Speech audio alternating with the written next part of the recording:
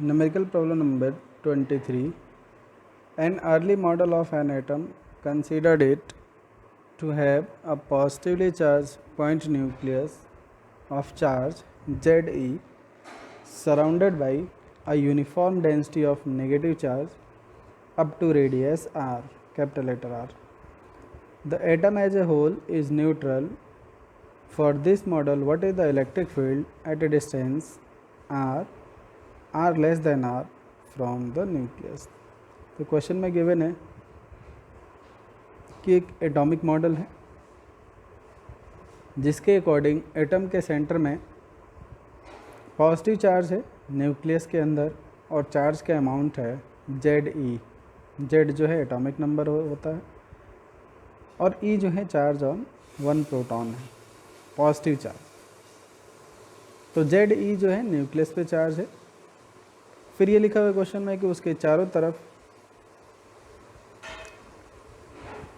Negatively charge electrons है, negatively charge particle है जिसका जो डिस्ट्रीब्यूशन है वो यूनिफॉर्म है और ये कैपिटल R रेडियस तक है। एटम जो है वो न्यूट्रल है, ऐसा होता भी है और क्वेश्चन में लिखा भी है। तो अब इस मॉडल के लिए हमें इलेक्ट्रिक फील्ड की वैल्यू फाइंड करनी है at R less than R। मतलब कि न्यूक्लियस से बाहर और एटम के अंदर ये जो साइडेड रीजन है ब्लू कलर से, लाइट ब्लू से, इस रीजन में कहीं कोई ऑब्जर्वेशन पॉइंट है और वहाँ पे हमें इलेक्ट्रिक फील्ड की वैल्यू फाइंड करनी है। तो इस पॉइंट पे इलेक्ट्रिक फील्ड की वैल्यू हमें फाइंड करनी है, गॉस थ्योरम से फाइंड करेंगे। ठीक है, क्वेश्चन को सॉल्व करते हैं। क्वेश्चन में गिवन है कि एक अर्ली मॉडल ऑफ एटम था और उसमें जो है सेंटर में न्यूक्लियस है जो कि पॉजिटिवली चार्ज है और इस पर चार्ज है Ze। इसके चारों तरफ जो है ये इलेक्ट्रॉन है। एटम जो है न्यूट्रल है, एटम न्यूट्रल होता ही है, जितना पॉजिटिव चार्ज होगा उतना ही यहाँ पे नेगेटिव चार्ज है। इलेक्ट्रॉन का जो डिस्ट्रीब्यूशन है वो यूनिफॉर्म है और एटम की जो रेडियस है R है। हमें स्मॉल r डिस्टेंस पे इलेक्ट्रिक फील्ड की वैल्यू फाइंड करनी है पॉइंट P पे, और जो पॉइंट P है ये R लेस दैन R है, small r is less than R। तो इस कंडीशन के लिए इस पॉइंट पे इलेक्ट्रिक फील्ड की वैल्यू फाइंड करनी है। तो इलेक्ट्रिक फील्ड की वैल्यू कहीं भी फाइंड करनी होती है अगर हमें, और पॉइंट साइज ऑब्जेक्ट नहीं होता है, तो सिंपल सा मेथड है गॉस थ्योरम, और गॉस थ्योरम की हेल्प से ही हम इलेक्ट्रिक फील्ड की वैल्यू फाइंड करते हैं। गॉस थ्योरम अप्लाई करने की कंडीशन ये होती है कि सबसे पहले हमें एक गॉसियन सरफेस बनाना होता है and Gaussian surface must be symmetric about charge distribution and observation point must lie on Gaussian surface. तो हमने गॉसियन सरफेस बना दिया ऐसे ये डॉटेड लाइन से जो ऑब्जर्वेशन पॉइंट को कवर करते हुए है और चार्ज डिस्ट्रीब्यूशन के चारों तरफ सिमेट्रिक भी है। तो इस स्फीयर के फॉर्म में हमने इसे ड्रॉ कर दिया, स्मॉल r रेडियस। अब इस गॉसियन सरफेस पे एक छोटा सा एरिया एलिमेंट ले लेंगे हम जिसका एरिया वेक्टर है ds, और इस रीजन में ये जो गॉसियन सरफेस है हमारा, इस रीजन में पॉजिटिव चार्ज ज़्यादा है, इसलिए इलेक्ट्रिक फील्ड जो होगा वो बाहर की तरफ। पॉजिटिव चार्ज ज़्यादा होगा ऐसा क्यों बोल रहा हूँ मैं, क्योंकि ये टोटल पॉजिटिव और ये पूरा का पूरा नेगेटिव, इनका सम 0 है। लेकिन अगर हम इस रीजन की बात करें तो इस रीजन में केवल इतने ही अमाउंट का नेगेटिव चार्ज आ रहा है जबकि पॉजिटिव चार्ज पूरा है। तो अब ऐसी बात है कि इस रीजन में पॉजिटिव चार्ज ज़्यादा है तो इलेक्ट्रिक फील्ड जो होगा वो बाहर की तरफ होगा। तो हमने बाहर की तरफ इलेक्ट्रिक फील्ड शो कर दिया। अब यूज करेंगे हम गॉस थ्योरम। तो फ्रॉम गॉस लॉ लिखते हैं formula 5 equals closed integral E dot ds equals Qin upon epsilon not. Qin represent करता है गॉसियन सरफेस के अंदर कुल कितना चार्ज है, तो हमने इसको Qin से रिप्रेजेंट किया है। ये हमारा गॉसियन सरफेस, इसके अंदर ये टोटल पॉजिटिव चार्ज Jd है और प्लस ये जितना भी नेगेटिव चार्ज हो जाए। ये कितना नेगेटिव चार्ज है हमें नहीं पता, ये हमें फाइंड करना होगा। E और ds दोनों सेम डायरेक्शन में है, तो ये हो जाएगा E की वैल्यू फाइंड करनी है हमें, तो इसे बाहर ले लिया हमने, इंटीग्रल ds हो गया, cos 0 हो गया और इक्वल्स हो गया Qin upon epsilon not. Gaussian surface का सरफेस एरिया, इसकी रेडियस है r, तो ये हो जाएगा 4 पाई r स्क्वायर, cos 0 की वैल्यू 1 हो गई, इक्वल्स हो गया q in charge inside Gaussian surface upon epsilon not. इसको हमने इक्वेशन 1 बोल दिया। क्वेश्चन में गिवन था कि एटम का मॉडल था, यहाँ पे पॉजिटिव चार्ज है, इसके चारों तरफ यहाँ पे नेगेटिव चार्ज है, इस पॉइंट पे इलेक्ट्रिक फील्ड की वैल्यू फाइंड करनी है। तो गॉसियन सरफेस का ये जो रेडियस है हमने कंसीडर किया है, इस रीजन में कुल कितना चार्ज आ रहा है हमें ये पता होना चाहिए। तो ये हम कैसे बताएंगे, क्यू इन चार्ज कितना है गॉसियन सरफेस के अंदर, चार्ज इनसाइड गॉसियन सरफेस। तो गॉसियन सरफेस के अंदर एक तो ये न्यूक्लियस है, और न्यूक्लियस पे चार्ज क्वेश्चन में गिवन है Zi प्लस ये जो नेगेटिव चार्ज है ये। अब ये नेगेटिव चार्ज कितना है ये हमें नहीं पता, तो हमने कंसीडर कर लिया कि इस नेगेटिव चार्ज की जो वॉल्यूम चार्ज डेंसिटी है वो है रो, क्योंकि चार्ज का डिस्ट्रीब्यूशन यूनिफॉर्म है। तो यूनिफॉर्म चार्ज डिस्ट्रीब्यूशन के लिए हम volume charge density rho consider कर सकते हैं। क्वेश्चन में गिवन नहीं है, ये हमने अपने हिसाब से कंसीडर कर लिया। तो रो की वैल्यू लिख सकते हैं हम, रो इक्वल्स जितना भी टोटल चार्ज हो यहाँ पे Q और अपॉन वॉल्यूम, मतलब 4/3 पाई r Q। तो यहाँ पे पॉजिटिव चार्ज है न्यूक्लियस पे Zi, और जो नेगेटिव चार्ज है यहाँ पे इस रीजन में, इसको हमने कंसीडर कर लिया कि ये है QE, E फॉर इलेक्ट्रॉन, कि ये इलेक्ट्रॉन का नेगेटिव चार्ज है। E सबस्क्रिप्ट है, या तो मैं इसको पूरा लिख लूँ इलेक्ट्रॉन, इलेक्ट्रॉन का ये टोटल चार्ज है। अब ये तो हमने अपने हिसाब से कंसीडर कर लिया, ये तो क्वेश्चन में गिवन नहीं है, तो फिर हमें इसकी वैल्यू सब्स्टिट्यूट करनी पड़ेगी। इसको हम चार्ज डेंसिटी के टर्म में रिप्रेजेंट करना चाहते हैं, तो चार्ज डेंसिटी के टर्म में इसको कैसे लिखेंगे। हमने कंसीडर कर लिया कि ये जो इलेक्ट्रॉन का चार्ज है इसके वॉल्यूम चार्ज डेंसिटी है रो, तो रो के लिए हम फॉर्मूला लिखते हैं चार्ज अपॉन वॉल्यूम, मतलब total charge upon total volume.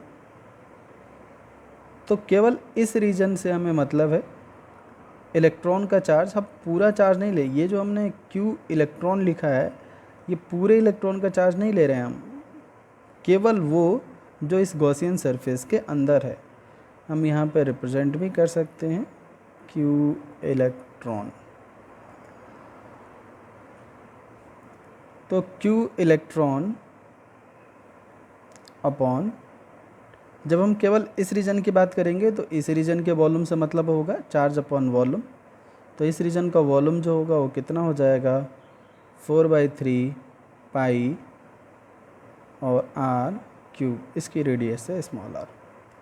देखो कैसे लिखा है हमने ये, Q इन मतलब इस पूरे गॉसियन सरफेस के अंदर कुल कितना चार्ज है। तो एक तो ये यहाँ पे पॉजिटिव चार्ज और प्लस ये इलेक्ट्रॉन का चार्ज जो इस रीजन में है।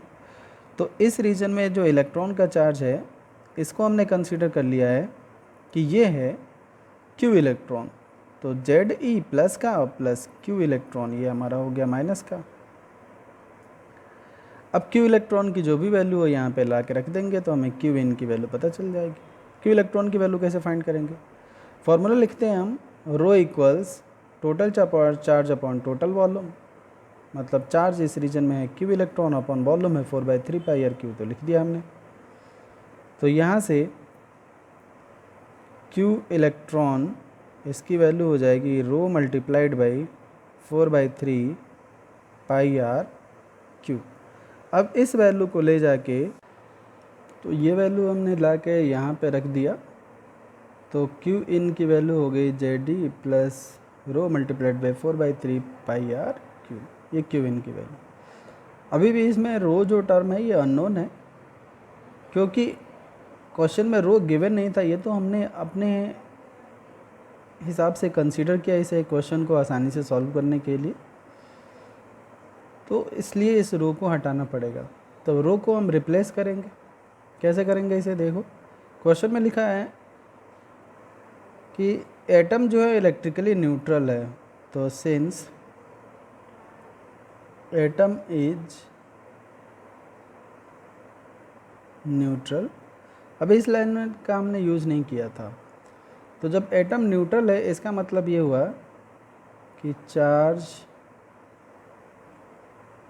On nucleus plus charge on electrons equals 0।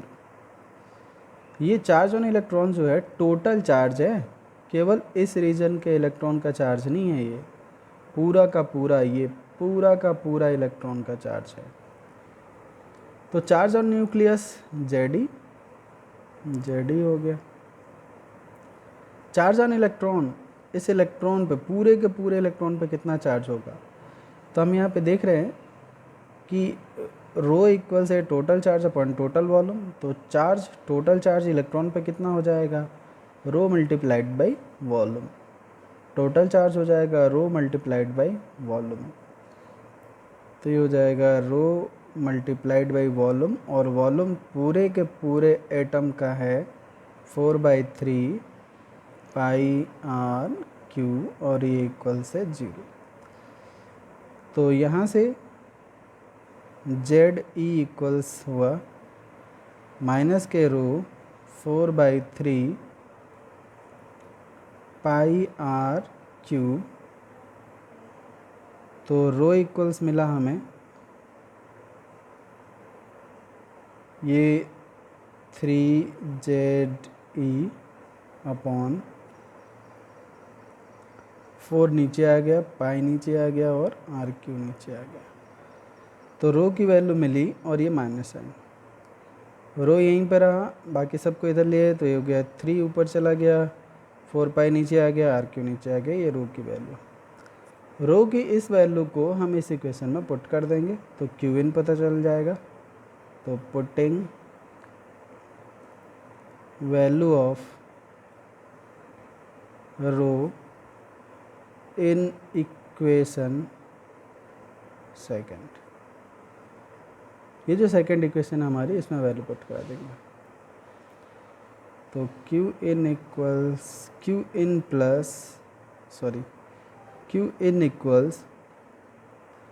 Z E plus, ये तो लिखा है जेड ई प्लस रो। तो रो की वैल्यू कितनी है, माइनस के 3ZE upon 4 pi r q multiplied by rho multiplied by 4/3 pi r q है। तो 4/3 पाई आर क्यू, यहाँ पे स्मॉल आर था, ये ध्यान रखेंगे स्मॉल आर रखा। अब इसे सॉल्व कर रहे हैं तो क्यू इन की वैल्यू हो जाएगी, जेड ई कॉमन ले लिया हमने, तो यहाँ बच जाएगा 1 और ये आ जाएगा माइनस। जेड ई कॉमन ले लोगे तो क्या बच जाएगा, अब यहाँ पे 3 से 3 जो होगा कैंसिल आउट हो जाएगा, 4 से 4, पाई से पाई कैंसिल आउट हो जाएगा, क्या बचा ऊपर आर क्यू, और नीचे भी बचा है आर क्यू। ये हमारे क्यू इन की वैल्यू आ गई। अब इस वैल्यू को हम इस इक्वेशन में ले जाके रख देंगे तो पता चल जाएगा इलेक्ट्रिक फील्ड जो है कितना है। तो putting this value in equation 1, E multiplied by 4 pi r square equals q in upon epsilon naught equals 1 upon epsilon naught multiplied by q in की वैल्यू है जेड ई और ब्रैकेट में 1 minus r square r cube upon r cube. अब इस 4 pi are square को इधर ला रहे तो ई इक्वल्स हो जाएगा 4 पाई को हमने एप्सिलॉन नॉट के साथ लिखा, 4 pi epsilon nought, r square इधर डिनोमिनेटर में आ जाएगा, नोमिनेटर में रह जाएगा जेड ई, तो Z E R square denominator में आएगा तो ये हो जाएगा 1 अपॉन, और आर स्क्वायर नीचे आ गया, आर स्क्वायर हो गया माइनस, यहाँ पे आर क्यूब और अपॉन है आर क्यूब, और ये डिनोमिनेटर में आ गया है तो मल्टीप्लाइड बाय हो जाएगा आर स्क्वायर। तो इसको हम सॉल्व कर ले रहे हैं, तो ई की वैल्यू मिलेगी हमें Z E upon 4 pi epsilon nought 1 upon r square minus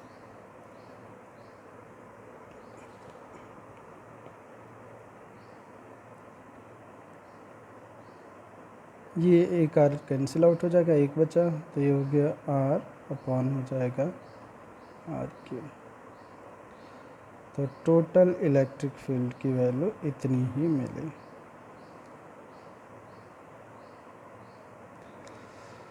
ठीक है, एक बार फिर से देख लेते हैं हम इसे।